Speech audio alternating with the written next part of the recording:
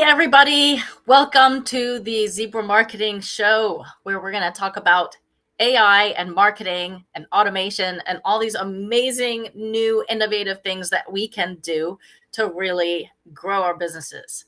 So today's show is called Pushing Boundaries, the latest in AI marketing. And this is, just we're going to talk about today staying ahead of the curve. So it's really important that we as business owners take advantage of all these new and amazing things that are available to us to make our marketing better so that we can really grow our business. So if we're not paying attention to what's new, uh, it's going to be hard to take the actions and be able to use this new technology that's available to us. And so, actually, not just paying attention to what's new, but really being able to use it actionably and understand what we can do with it to be more effective, be more efficient, and use it to grow our business, get a competitive edge. So if your competitors are using this technology and you're not, they're going to have the advantage and you're not. So you want to be that one that really gets ahead of the curve. So I just want to thank you for joining today. If you're watching on the replay, go ahead and tell us what you think. Drop any questions you have in the comments. I'll be back to watch the replay. So if I see any comments, I'll certainly answer them for you. So go ahead, join in the conversation. I love the reactions, emojis too. It all helps helps us engage better as a community. So, uh, let's talk about constant innovation in marketing. So, like I said, there are so many new tools and new things available now. Everything's just evolving so quickly. Remember, in the days of early social media, we had this proliferation of all these social media tools. We had MySpace, which is pretty much no longer around. We had AOL. We had, I don't know, 500 million different things came into the mix, if you remember. Some of you, I don't know, maybe aren't old enough to remember that, but that was kind of back in the 90s and early 2000s. We just started having all these new social media type tools that were popping into the market, and people were playing with them, trying to figure out what to do with them, how to use them. And now it's kind of leveled off. Now we're kind of in this sort of situation where we've kind of picked most of our most of our social media channels are kind of a little bit more static now. There's not like all these different things popping up, except, recently I know we had in the news this tribal that Donald Trump has introduced. But aside from that, our main channels have been like Facebook, Instagram, Twitter, now X, and LinkedIn. And, we've had a couple things like Snapchat and TikTok recently. But there are some that kind of have come into the mix and stuck. And so the thing is, when you're thinking about these AI tools, all these AI tools that are coming out, some of them are pretty incredible. And there may be so many of them that you might be feeling like, oh my God, my head is spinning. And if that's you and you're thinking, oh my God, my head is spinning, what do I do with all of that? I really recommend to just jump in, kind of jump in the deep end, just give something a try. Because these tools, most of them oftentimes are designed to make our lives easier, designed to make us more efficient, be able to do more in less time or more effectively. And so you might find that when you do jump in, if you do jump in, you might find that it's actually going to let you either do things that you never thought you could do before or just never imagined you'd have time to do or it might help you do something that you're already trying to do more effectively or efficiently. So so we can really duplicate our efforts with AI and automation. And you can just get so much more done. And the other thing is that AI can look for trends and compare data that we as humans don't really have the capacity to do. You know, AI is a computer and it has access to an entire world essentially worth of information and data that we as humans don't really have the capacity to synthesize. So, for example, I saw relatively recently on the news, they were talking about using AI in California to detect wildfires. And essentially, they would just point a camera out at, you know, an environmental area, and then the AI would look for anomalies. And if it noticed something, so they would train it, this is what a wildfire looks like. And 24/7, AI was watching for any little small deviation that could look like a wildfire. You know, we as humans don't really have the capacity to do that. You know, we get bored, we lose our attention span, we have to get up and go to the bathroom, we need to, you know, go home and sleep. You know, we don't have the capacity to sit there 24/7 staring at a screen and notice the tiniest little anomaly. Likewise, you know, we don't necessarily have the capacity to synthesize all of the data that we might need for our marketing trends and to be able to be super responsive to our customers. But AI can do that. So really figuring out where to use it. I mean, for example, uh, in Facebook, if you want to run Facebook ads now, you used to have to sit down and really think, okay, who is my audience? Who is really gonna be interested in this offer? And you had to figure that out yourself. Now you can ask Facebook to use AI to figure out who are the most likely people to respond to your offer. And so that's called a broad audience.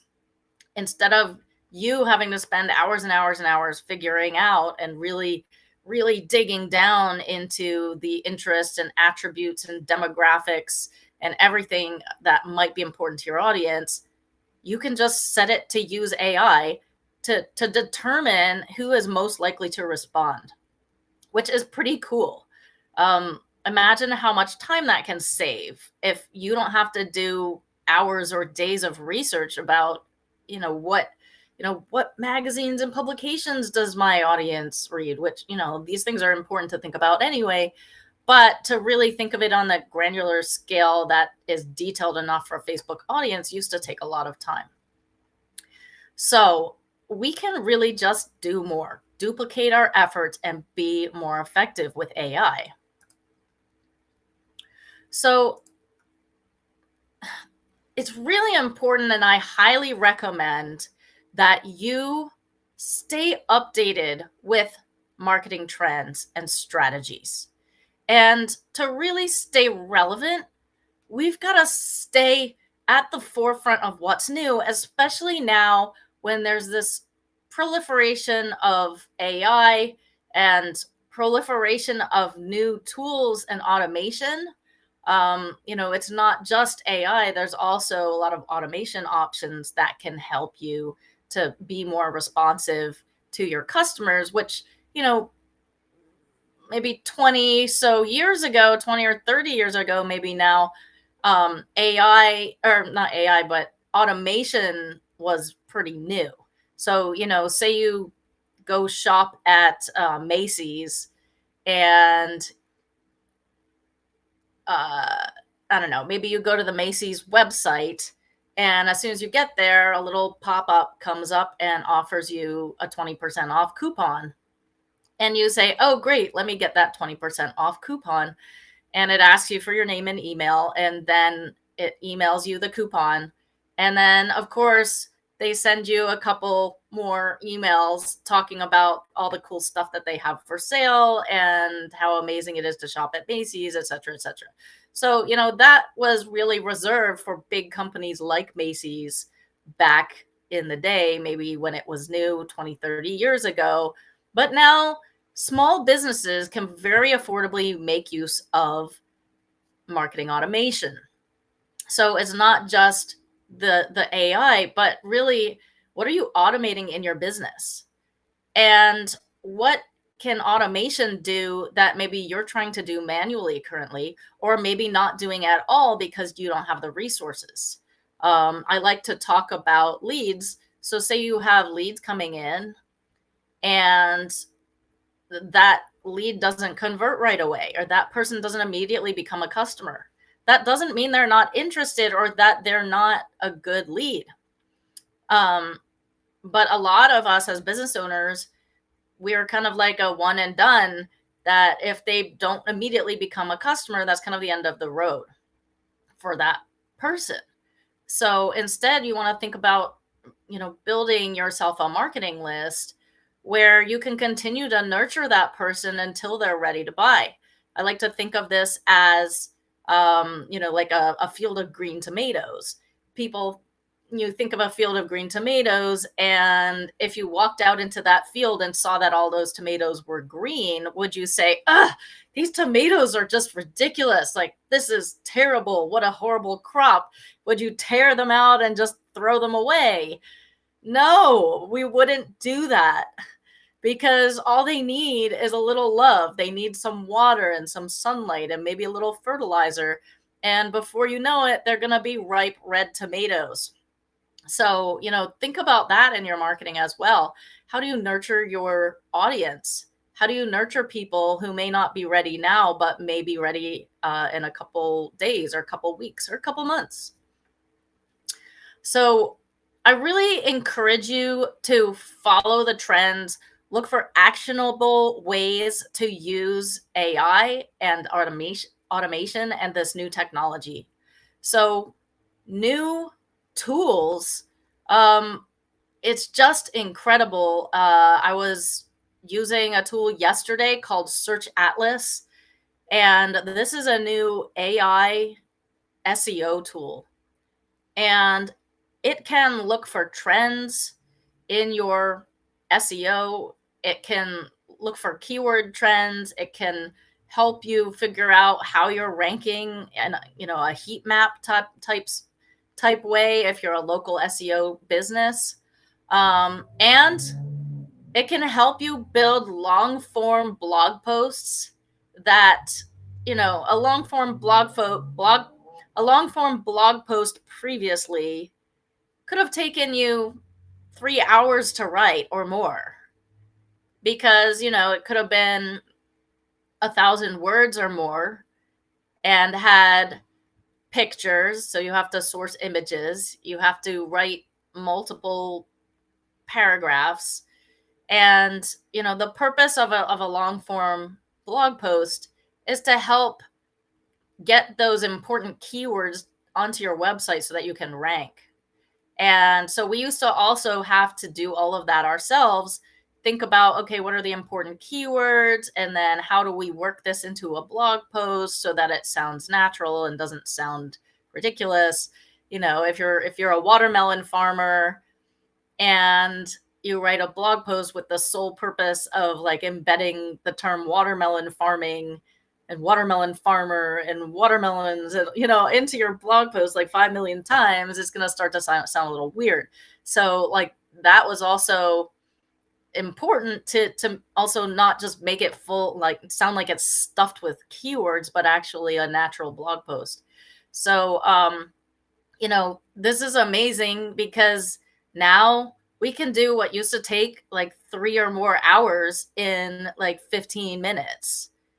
And so, you might be thinking, oh my God, what does this mean for like content on the internet? Well, it means that there's probably going to be, as soon as people start understanding and figuring out how to do this, there's probably going to be a lot more content on the internet. And, that might make your head spin, because you might be thinking, oh my God, look at my inbox every morning, yeah, I've got like 12 million emails and I can't read everything already.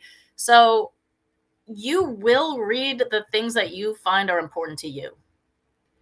So even if you come in the morning and your inbox has like 40 emails in it, you're going to look through and you're going to pick out the ones that you decide are relevant.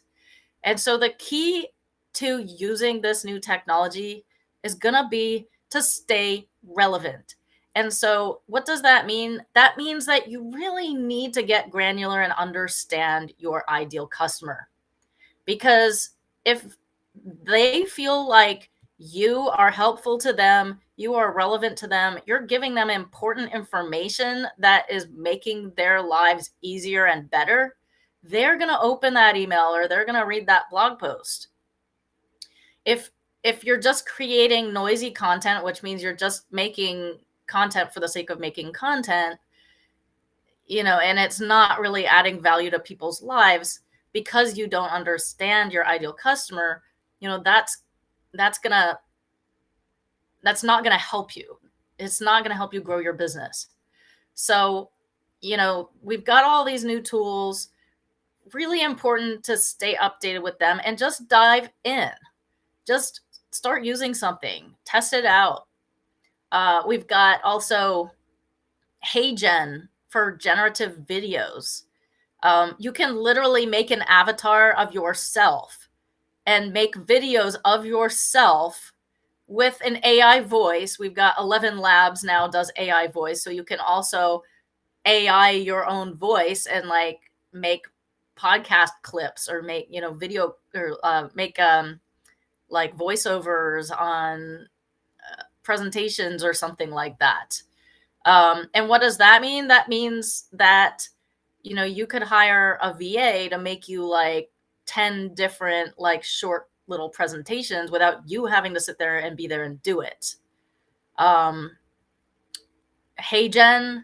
the video avatar, I mean, that means that, again, you can create a bunch of little videos of yourself saying different things without you having to be there, sit there and do it. This video, after I'm done recording this video, I'm going to drop it into video.ai, vidyo.ai, and it's going to chop this video into like 10 to 16 to 20 little short videos for social media that it's going to already caption, and I can put, different effects on it and then publish it to social media. So now I have, I mean, every week when I do this live video, I can chop it into like 10 to 20 different shorts that gives me content for social media, video content, which people love. So it's just really exciting times, and you can just do so much now that it's almost unimaginable. Descript for video editing. I mean, you basically can upload a video to Descript, it transcribes it to text, and instead of you having to be like this amazing video editor and learn how to use video editing tools, you just delete the part of the text that you don't want. So if I say a sentence and I say, oh, I really don't want to say that sentence in the video, you just go in, delete the sentence, and it edits the video. So it's just incredible. Descript also has an eye contact tool. So, if you're reading a script off the side of your screen and your eyes are not looking directly at the camera, now you can use the eye contact AI tool and make it look like you're looking directly at the camera, which is insane. They've also got like a studio sound function. So if you don't have a studio at home, you can make your videos sound more rich and, like you're sitting in a studio. Just incredible. All right. So really encourage you to jump in, give it a try. Come on and follow my show here. I'm going to be talking about different kinds of AI tools, how to make use of them, how to really use them to grow your business versus just kind of following it and hearing about it and knowing that they're there. But if you want the recap of what we talked about today, just comment with show notes, and I'll give you a recap. And I'd love for you to come back, join us next time, and let's really get into this AI marketing stuff together. I want to help you grow your business. I want to help you be at the forefront of technology and cutting edge trends. And really look forward to having you back, seeing you next time. Drop any questions you have in the comments, and I'll be back if you're watching on the replay. And I look forward to seeing you next time. All right. Thanks.